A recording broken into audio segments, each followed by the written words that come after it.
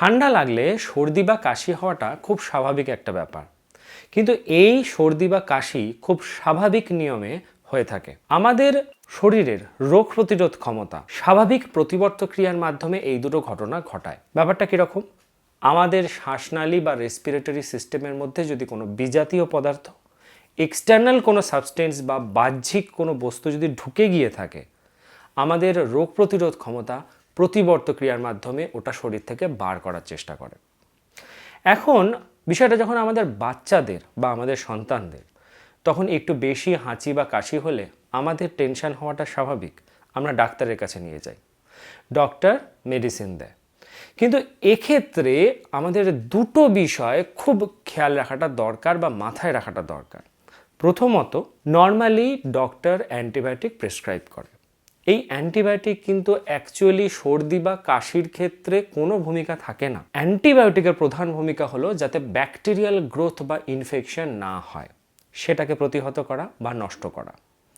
দ্বিতীয়ত, অ্যান্টিবায়োটিক ছাড়া অন্যান্য যে সমস্ত মেডিসিনসগুলো দেয়, যেটা এই সর্দি কাশির পরিস্থিতির জন্য দিয়ে থাকেন, সেই মেডিসিনসগুলো ছাড়াও আমাদের কিছু প্রাইমারি কেয়ার বা প্রাথমিক কেয়ার নিতে হয়। ওদের সর্দি কাশির কন্ডিশনের জন্য যে কষ্টটা পাচ্ছে বা যে সিচুয়েশনটা তৈরি হচ্ছে, সেটা হিল করতে, আন্ডার কন্ট্রোলে আনতে বা রিলিফ দিতে হেল্প করে। যেগুলো ছাড়া শুধুমাত্র মেডিসিনের ওপর নির্ভর করলে এটা একটু সময় সাপেক্ষ। আপনার জানলে অবাক লাগবে, 50% ঠান্ডা লাগার এই সিচুয়েশনগুলো শুধুমাত্র প্রাইমারি কেয়ারগুলোর ওপর নির্ভর করে ঠিক হয়ে যায়, যেক্ষেত্রে আলাদা কোনো মেডিসিনের প্রয়োজন হয় না।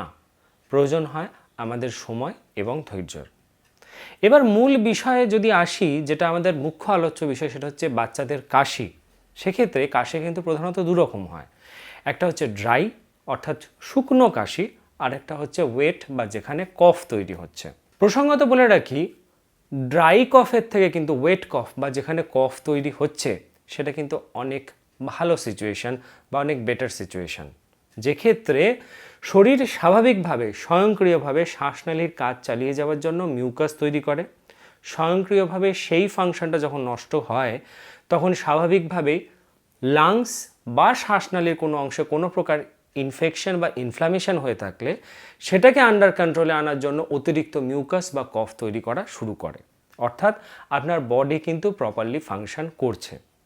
কিন্তু সেই সিচুয়েশনটা সত্যিই কষ্টকর, যেখানে বারবার কফ উঠছে, কাশি হচ্ছে, আমরা বড়রাই সহ্য করে উঠতে পারি না, বাচ্চাটা তো অনেক দূরের ব্যাপার।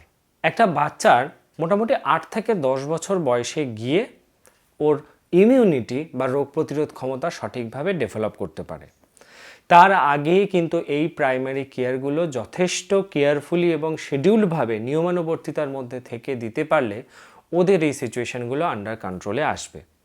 এবার আমাদের আজকের আলোচনার মুখ্য বিষয় হচ্ছে এই বাচ্চাদের কাশির ক্ষেত্রে কি কি প্রাথমিক পদক্ষেপ আমাদের নিতে হবে, বা প্রাইমারি কেয়ার বা ঘরোয়া যে উপায়গুলো আমাদেরকে বা ঘরোয়া উপচারগুলো আমাদেরকে মানতে হবে, যেগুলো ওদের এই কাশির পরিস্থিতিটাকে কন্ট্রোলে আনতে বা ওদেরকে একটু রিলিফ দিতে হেল্প করবে।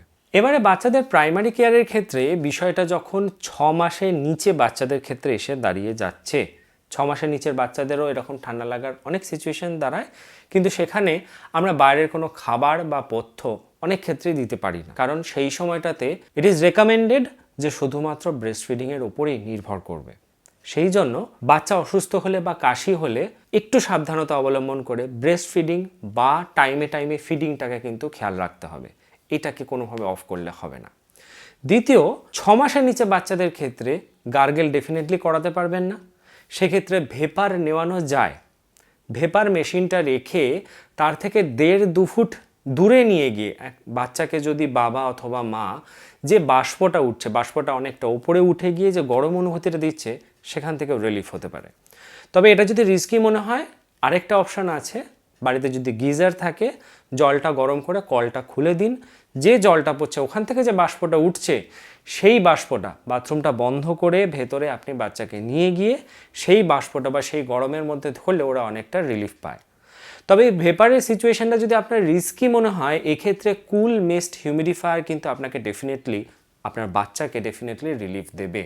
এবার 6 মাসের বেশি বয়স্ক বাচ্চা যখন 1 বছরের কাছাকাছি, তখন বসতে শিখে গেছে, ঘাড় অনেকটা শক্ত হয়ে গেছে, সেক্ষেত্রে কুল মিস্ট হিউমিডিফায়ার ছাড়াও আরও কিছু অপশানস আমাদের হাতে চলে আসছে। প্রথম অপশান গার্গেল। গার্গেল এমনই জলে করাতে হবে যে গরমটা বা যে জলের গরমটা আপনি হাতে এখানে নিতে পারছেন, যেটা মনে করছেন ও নিতে পারবে, তার মধ্যে অল্প লবণ ফেলে দিয়ে সেটাকে গার্গেল করান। গার্গেলের সংখ্যাটা এমন নয় যে খালি শোবার আগে, গার্গেলের সংখ্যাটা কিন্তু দিনে যতবার খুশি করানো যেতে পারে। এমনকি এটা ছাড়াও, গার্গেল ছাড়াও ভেপার, 1 বছরের একটা বাচ্চা বা তার উপরে বাচ্চাকে একটু সাবধানতা অবলম্বন করে আপনাকে সাথে থেকে যদি প্লেন ওয়াটারে ভেপার নেওয়াতে পারেন, সেক্ষেত্রেও কিন্তু ওদের এই সর্দি কাশি বা কাশির যে সিচুয়েশনটা সেটা রিলিফ পেতে হেল্প করবে। ভেপারের ক্ষেত্রে একটা কাজ করতে পারেন, একটা অয়েল পাওয়া যায় ইউক্যালিপটাস অয়েল। এই ইউক্যালিপটাস অয়েলটা আমরা ব্যক্তিগতভাবে আমাদের সন্তানের ক্ষেত্রে ব্যবহার করি, যথেষ্ট হিল হয় এবং সর্দি কাশির এই সিচুয়েশনটা থেকে রিলিফ পেতে ওকে হেল্প করে। গার্গেল এবং ভেপার দিনে যতবার খুশি করানো যায়, 5 বার 6 বার আপনি করাতেই পারেন, যত করাবেন তত দেখবেন ওর এই সিচুয়েশনটা থেকে ওর রিলিফ পাচ্ছে। তবে গার্গেল এবং ভেপার এই দুটো করানোর ক্ষেত্রে একটা প্রাইমারি জিনিস আপনাকে শিওর করতে হবে, যে কোনোভাবে যেন গার্গেল এবং ভেপার করানোর পর বাইরের ওপেন এয়ার, ওয়াশরুম বা জলে যেন নাও যায়, জল যেন নাও ধরে, জল যেন নাও খায়। চেষ্টা করবেন ওয়াশরুম ইউজ করলে যেন তার আগে, গার্গেল এবং ভেপার করার আগে যেন করে নেয়, বা যদি জল খেতে হয় তাহলে ঈষদুষ্ণ জল অবশ্য করেই সারাদিন ধরে খাওয়ান, বা গার্গেল ভেপার করার আগে ওকে একটু জল খাইয়ে নিন।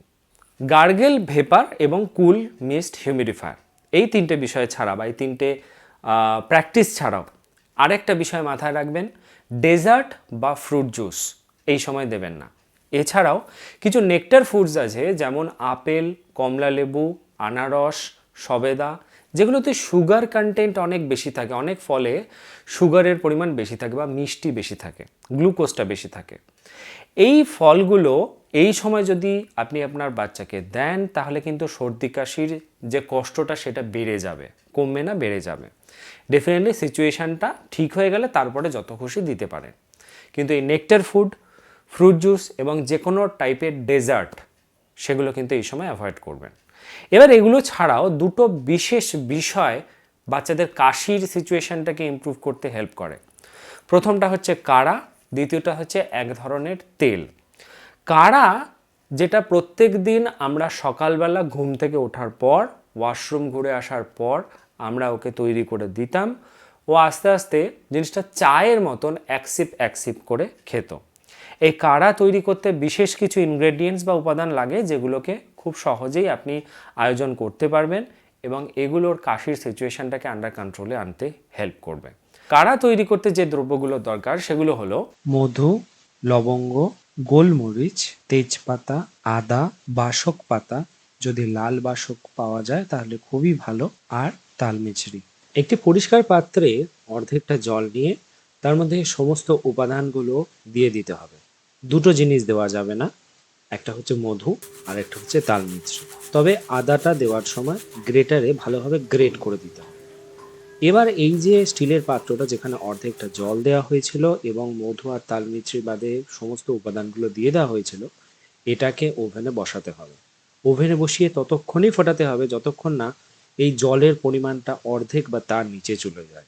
অবশ্যই স্টিলের একটা পাত্র বা কিছু দিয়ে চাপা দিয়ে দেবেন, যাতে বাইরের কোনো কিছু পড়ে না যায় এর মধ্যে এবং গ্যাসটা বাঁচে। ফুটতে ফুটতেও যে বাষ্পটা উঠতে থাকে, সেই বাষ্পটার মধ্যেও একটা সুন্দর স্মেল পাওয়া যায়, যেটা ইনহেল করলেও আমাদের বেশ ভালো অনুভূতি হয়। গ্যাসটা বন্ধ করার জাস্ট কিছুক্ষণ আগে একটা গোটা তাল মিছরি নিয়ে ওতে দিয়ে দেওয়া হলো এবং তারপরে কয়েক সেকেন্ড জাস্ট রেখে তারপরে গ্যাসটা নিভিয়ে ওইভাবে ঠান্ডা হতে দেওয়া হলো।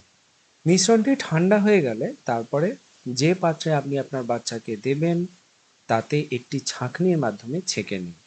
এবার ওই পাত্রে যখন মিশ্রণটি ঠান্ডা হয়ে গেল তখন তাতে মধু মিশিয়ে দিন।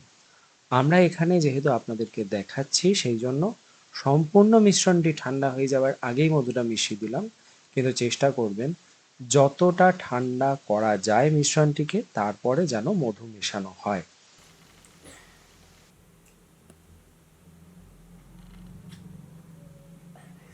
কেমন খেতে? একদম ভালো না। খুব স্বাভাবিক ব্যাপার, কারণ যে ইনগ্রেডিয়েন্ট গুলো দেওয়া হচ্ছে সেগুলো তো খুব একটা সুস্বাদু নয়, কিন্তু খুব কাজের। দ্বিতীয় যে বিষয়টা আমি আপনাদেরকে বলতে চাই সেটা হচ্ছে এক ধরনের বিশেষ তেল। এই তেলটা প্রধানত সর্ষের তেল, যার মধ্যে বেশ কিছু উপাদান দিয়ে সেটাকে ফুটিয়ে তৈরি করা হয়। আমরা এই সম্পর্কে এর আগেও আলোচনা করেছি, যেখানে বিশেষ করে সর্ষের তেলের মধ্যে জোয়ান, কলাইয়ের ডাল এবং রসুন দিয়ে কি করে ফোটাতে হয়, কি করে এই তেলটা তৈরি করতে হয়, কি করে এটা রাখা যায় এবং কি করে ব্যবহার করতে হয় সেই সম্পর্কিত বিস্তারিত ধারণা দেওয়া আছে।